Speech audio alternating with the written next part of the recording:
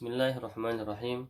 Assalamualaikum warahmatullahi wabarakatuh. Alhamdulillahi rabbil alamin. Wassalatu wassalamu ala rasulillah wa ala alihi wa ashabihi wa man tabi'ahum bi ihsanin ila yaumiddin. Amma ba'd. Akhwati fillah, a'azzani Allah wa iyyakunna jami'an.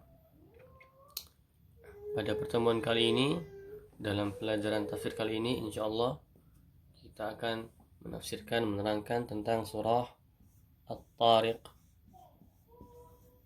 Surah At-Tariq, yang mana surah ini adalah surah Makkiyah, surah yang turun sebelum hijrah. Surah At-Tariq adalah surah Makkiyah. Kemudian ada satu kisah disebutkan yang diriwayatkan oleh anaknya Imam Ahmad, Abdullah bin Ahmad, dari sahabat Khalid bin Abi Jabal Al-Udwani. Katanya, satu hari beliau melihat Rasulullah SAW berada di timur Saqif, ada di timur kota Saqif. Rasulullah sedang berdiri di atas tongkat, atau ya di atas tongkat. Ketika mereka ingin meminta kepada Rasulullah SAW kemenangan. Kemudian aku mendengar Rasulullah SAW membaca was-sama'i wat-tariq sampai dia menyelesaikannya.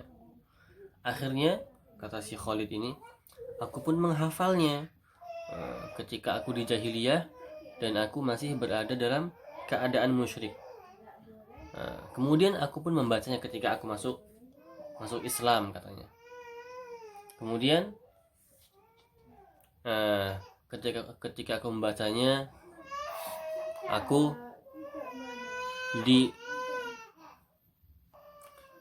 dipanggil oleh orang-orang Saqif.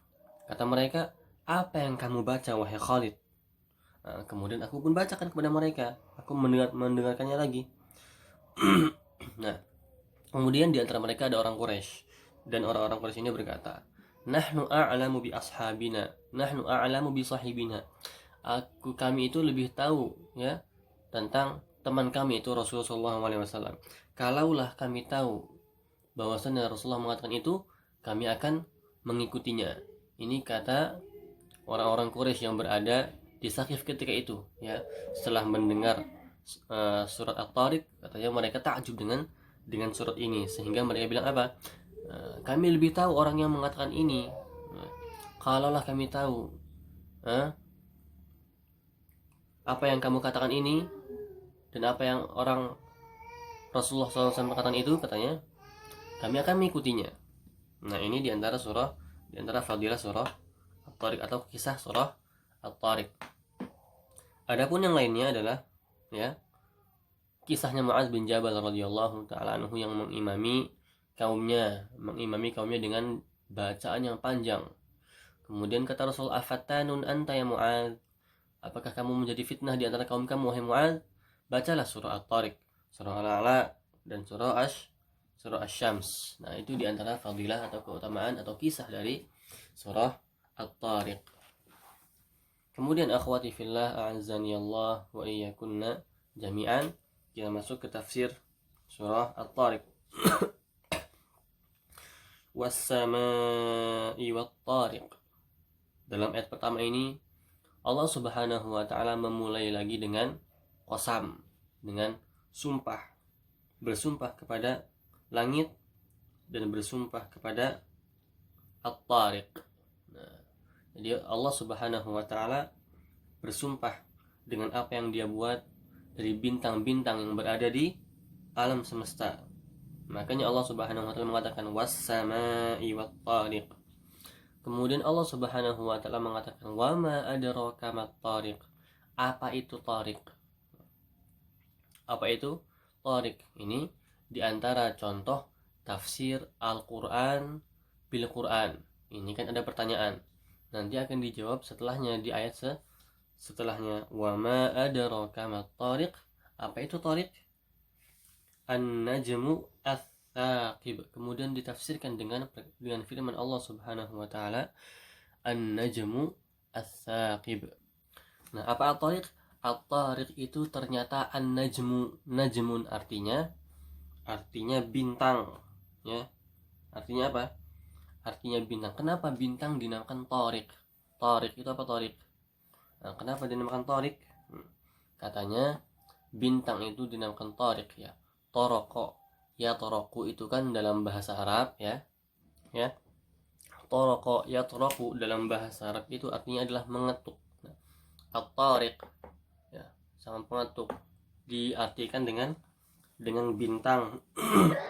Kenapa? Ya, kata para mufassirin, ya, karena bintang itu kelihatan di langit dan bersembunyi di malam hari. Karena bintang itu kelihatan di malam hari dan bersembunyi di siang hari, ya. Contohnya ada hadis Rasulullah SAW yang seperti ini. Naha Rasulullah an yataruqar rajulu ahlahu turuqan, ya. Saya tulis ini. Nah, dalam hadis ini disebutkan Naha Rasulullah SAW an yataruqar rajulu ahlahu turuqan. Apa artinya? Rasulullah melarang seorang laki-laki mengetuk pintu keluarganya, pada malam hari. Nah, apa maksudnya di sini? An yataruq untuk mengetuk keluarganya, yaitu apa? Janganlah kalian mendatangi keluarga kalian di malam hari, ya. Jadi ini maksudnya adalah apa? Ini hadis ini berkait tentang adab-adab seorang laki-laki jika dia telah bepergian, ya, dari jauh, dari safar, dia bepergian, kemudian dia datang ke rumahnya pada malam hari. Kata Rasul dilarang. Kenapa? Karena pada malam hari itu istrinya itu sedang berada dalam keadaan acak-acakan, belum dalam keadaan rapi. Nah, jadi di sini larangan di sini karena apa? Karena takutnya laki-laki ini melihat istrinya sedang berada dalam acak-acakan, belum rapi. Nah, maksudnya di sini apa? Ayat di sini apa? Datang pada malam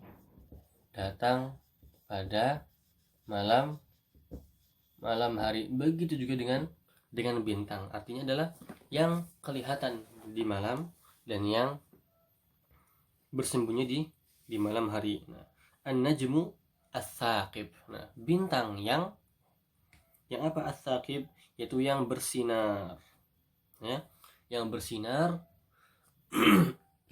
Tsaqib al-mudhi'u, bersinar, ya. Dan juga selain bersinar, kerjaannya bintang itu apa? Menusuk syaitan dan juga membakar para syaitan, ya. As-saqib, saqaba yasqubu itu artinya menusuk, ya. Menusuk syaitan, juga bisa menusuk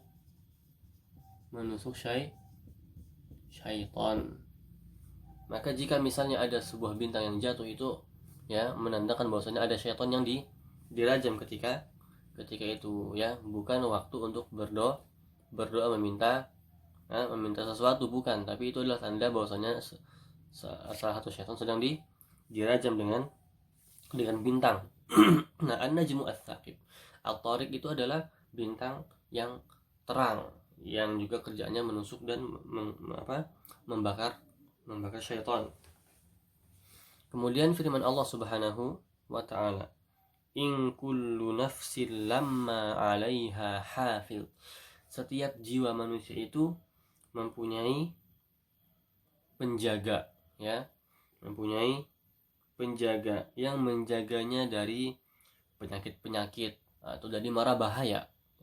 In kullu nafsin lamma 'alaiha hafiz. Setiap jiwa itu mempunyai penjaganya.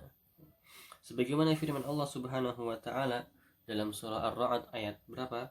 Ayat ayat 11. Lahu mu'aqibatum min baini yadayhi wa min khalfih yahfazunahu min amrillah. Ya, manusia ini punya malaikat-malaikat dari di depan dan di belakang yang menjaganya di setiap saat. Jadi manusia ini, kita ini mempunyai penjaga, ya, yaitu para malaikat, ya. Kemudian falyanzuril insanu mimma khuliq. Maka lihatlah dari mana manusia itu diciptakan. Dari mana manusia itu diciptakan. Nah, dalam ayat ini Allah Subhanahu wa taala ingin memberitahukan kepada kita dari mana manusia itu diciptakan. Dan juga ingin memberitahu kepada kita, ya, manusia itu diciptakan dari sesuatu yang lemah yang diciptakan oleh Allah Subhanahu wa taala, ya. Jadi manusia juga dari sini bisa tahu, ya, untuk mengetahui bagaimana dia diciptakannya, ya. Dan Allah Subhanahu wa taala itu maha bisa untuk mengembalikan sesuatu, ya, atau Allah Subhanahu wa taala maha bisa untuk menciptakan sesuatu. Menciptakannya saja bisa, apalagi membalikannya, apalagi mengembalikannya ke penciptaannya. Itu sangat mudah sekali bagi Allah Subhanahu wa taala. Allah Subhanahu wa taala bisa menciptakan, apalagi mematikan lebih mudah, dan apalagi membangkitkan itu sangat mudah bagi Allah Subhanahu wa taala. Sebagaimana firman Allah Subhanahu wa taala dalam surah Ar-Rum ayat 27, wa huwal ladzi yabda'ul khalqa tsumma yu'iduhu wa huwa ahwanu 'alaihi. Dan Allah Subhanahu wa taala lah yang memulai penciptaan, kemudian dia membangkitkannya lagi, dan membangkitkan itu lebih mudah daripada menciptakan. Dan menciptakan juga mudah bagi Allah Subhanahu wa taala. Hanya mengatakan iza arada syai'an, jika Allah Subhanahu wa taala menginginkan sesuatu, ayyaqul lahu kun fayakun, maka dia akan hanya bilang kun, jadi, fayakun, maka jadilah. Seperti itu. Kemudian kata Allah Subhanahu wa taala, khuliqa mimma dafiq, tercipta dari air yang terpancar, ya, air yang terpancar, dafiq. Mimma dafiq itu artinya adalah air mani, air yang terpancar. Itu air mani, air yang keluar terpancar dari laki-laki dan perempuan, kemudian tercampur, dan akhirnya terciptalah manusia, ya. Itu adalah proses yang Allah Subhanahu wa taala jadikan supaya tercipta seorang manusia. Maka terlahirlah anak itu biiznillah, dengan izin Allah Subhanahu wa taala. Nah, itulah kita di sini disuruh mengingat kembali dari mana sih kita tuh dicipta, dari air yang sangat hina sekali, ya. Tidak pantas untuk kita untuk sombong di antara satu sama lain. Kamu tercipta dari mana? Saya tercipta dari mana? Kita tercipta dari mana? Semuanya sama, ya. Semua derajat manusia itu sama, kecuali yang membedakan adalah takwanya. Inna akramakum indallahi atqakum. Yang paling mulia di sisi Allah Subhanahu wa taala adalah yang paling takwa. Ingat, ya, takwa yang membedakan kita semua, bukan ilmu, ya, bukan ilmu, bukan hafalan, bukan sedekah, bukan harta, bukan ibadah. Banyak orang ibadah, banyak orang yang berilmu, banyak orang yang menghafal, tapi tidak bertakwa kepada Allah Subhanahu wa taala. Akhirnya semua amalannya batal,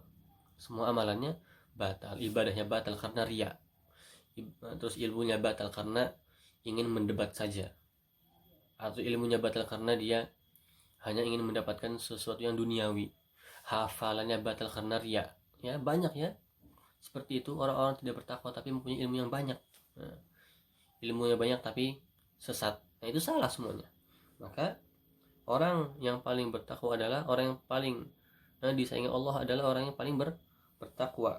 Nah, di sini manusia disuruh lihat, ya, semua manusia sama, tercipta dari satu air yang terpancar yang sangat hina sekali, yang kita kalau misalnya kita ya pegang kita tidak jijik ya, jijik kita pun apa ya, kita membicarakannya sangat tidak ini sekali, tidak senonoh ya, seperti itu.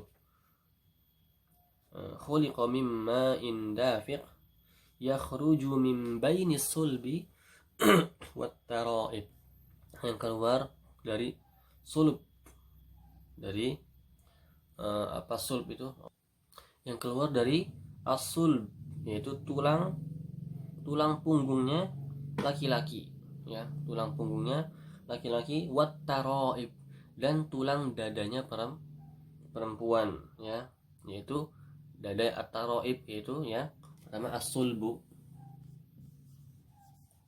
as-sulb. Nah, as-sulbu di sini artinya adalah tulang punggungnya laki-laki. Wat taraib, itu apa? Taraibul mar'ah, yang di perempuan itu taraib, tulang dada yang ada di dadanya perempuan. Katanya at-taraib itu apa? At-taraib itu adalah tulang yang di antara dua apa? Atau gini saja. Tulang yang ada di tempat kalungnya ya. Misalnya kalau perempuan pakai kalung itu kan yang ininya ya apa, ujung kalungnya berada di dadanya, di tengah dadanya itu ya, di tengah dadanya itu. Yakhruju min baini sulbi wat taraib, yang keluar dari tulang punggung dan tulang punggung laki-laki dan tulang dada perempuan.